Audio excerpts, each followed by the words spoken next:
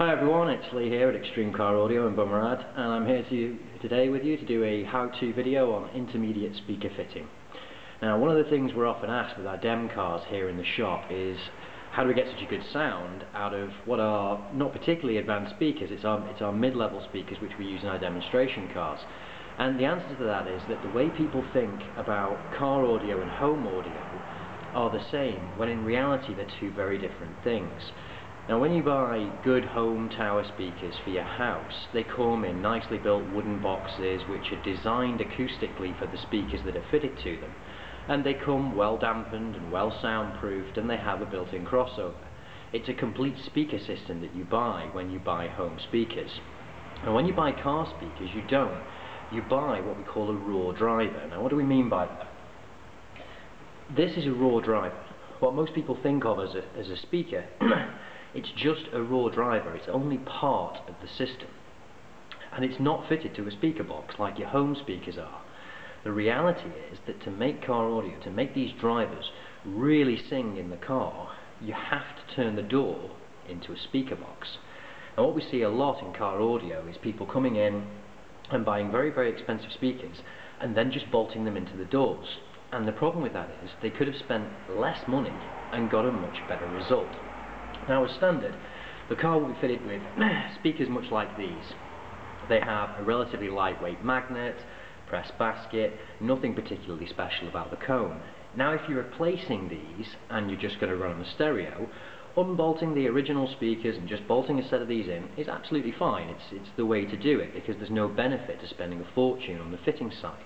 However, if you're going to upgrade to an amplified speaker system, the factory mount, which is this flimsy bit of plastic here, is clearly not really going to be very good when you consider the relative weight and size difference of the speaker we're talking about here. Let's just have a visual comparison here. We can clearly see that there is a massive difference, and I can tell you holding my hand, this one's a couple of 100 grams and this one's nearly 2.5 kilos, so there's a massive, massive difference. Now, when a speaker plays, the cone moves forward and back, and when it's amplified, as an intermediate speaker upgrade would be, that creates a lot of energy. Now, that energy in a door, if this is just a standard factory door, this metal is not very thick. It's designed to be thin to keep the weight of the car low and to increase fuel economy. The problem with that is, if anyone's ever held a piece of sheet metal and vibrated it, it creates like a ringing noise, and there's a lot of vibration and noise there being introduced to the music by the speaker. So you've fitted a better speaker to get a better sound, but the speaker is vibrating the door, and that's making the sound very, very unclear, very muddy. There's little noises and rattles and stuff like that. So how do we go about fitting a better speaker and getting the best out of it? The first thing we need to do is soundproofing. You'll see here this rubberized type material on the door. Now, the first thing we'll do is we'll put a layer of this on the outer skin of the door. So we'll remove this panel and we'll do the inside. Now, what that does is that keeps more road noise out of the vehicle. So when you're driving with the window up, there's less ambient noise from outside in the car, which means everything is instantly clearer. It also keeps more of the volume inside the vehicle, so you're increasing the volume without having to use any power. Then on the inside, we'll do exactly the same thing. Now, just like the outer layer, this is again deadening the sound, stopping noise coming into the car, but it's also an anti-vibration material when it's used on the inside like this, because now when the speaker plays, the energy which is transmitted to this metal panel is now dampened by this material. So imagine the rubber feet that you get on a home speaker. That's to stop them vibrating on the floor and creating horrible noises.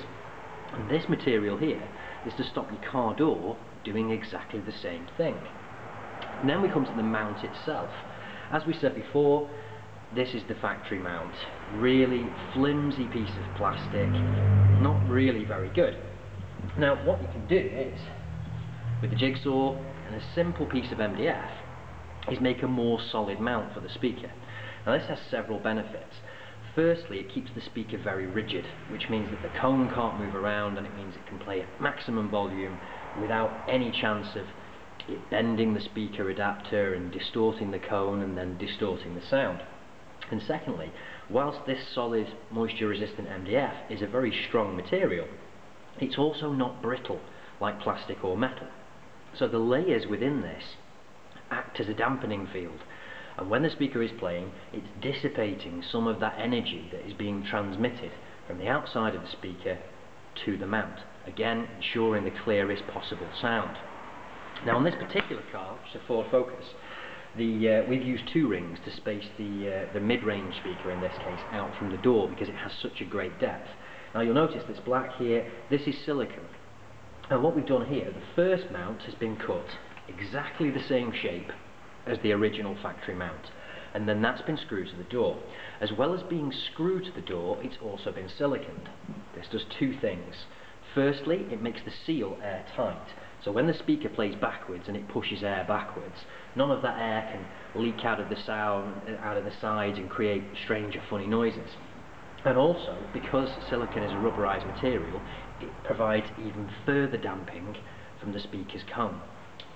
Then we've used the main cone, which is sized exactly the same size as the speaker, to mount that to the original one. So we have 2 spaces here to make sure we've got plenty of clearance for the window to go up and down. We have checked, of course, when we've done this, that the door card fits properly over the speaker.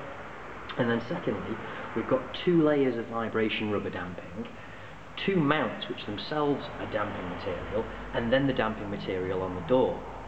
Now what this means is, when you play this speaker now, there is 0 chance that all the massive energy from this cone, because it's such a powerful speaker and it's being given so much power from an amplifier, can vibrate anything in the door. So you get the absolute clearest, cleanest sound possible. What we've basically done here is turn the car door into a proper speaker box as much as you can within the confines of a vehicle environment. Now these speakers aren't particularly expensive, they're €60 each.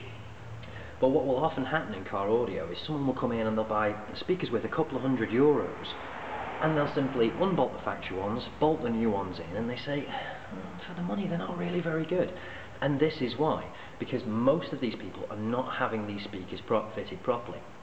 And this is why all of our demonstration cars have mid-level speakers in them rather than high-end speakers, because a mid-level speaker fitted properly will cost you less than a high-end speaker and outperform it if the high-end speaker has just been bolted into the door without any preparation work done. Now, the great thing about this is, when you have this done at a shop, it can be a little bit expensive because the material cost is very low, but the time it takes to do it is quite a long time, and obviously a shop has an overhead. It's still cheaper than just buying a set of high-end speakers, but if you're doing this yourself, your cost then is only the material, and the material itself is very cheap, and the silicone is very cheap, so all it's costing you is time. So if you're on a limited budget and you're trying to get the very most you can out of your system, this is a really, really great way to get ahead of the competition. You do this on all 4 doors, and it's not just the clarity of your speakers that you improve, it's also the bass, because you're keeping more of that bass volume inside the vehicle. When you hear these cars driving past on the road, you can hear the bass from them outside, everyone goes, oh, that car's really loud. Well, actually no, it's just very badly put together, because what's happened is, all that volume you can hear outside the car has escaped. It's no longer inside the vehicle.